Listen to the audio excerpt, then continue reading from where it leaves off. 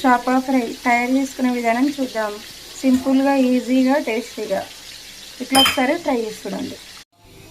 Hi అండి. KG fish fry చేసుకుందాం. అందుకు మసాలా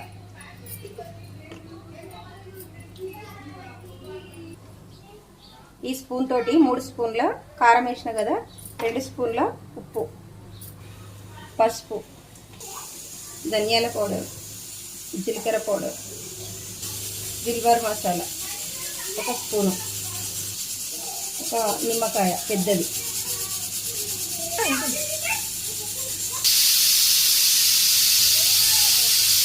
కరివేపాకు ఇది 5 రెమ్మలు, కొత్తిమీర కట్ చేసుకొని సన్నగా వేసేసుకోవాలి.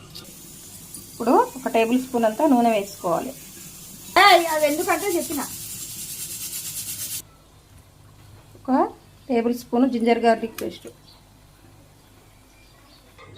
ఇవన్నీ కలుపుకున్నా కదా, 1 స్పూన్ అంతా, 1 టేబుల్ స్పూన్ అంతా బియ్యం పిండి, 2 టేబుల్ స్పూన్ల నూనె వేసుకున్నాం. ఇలా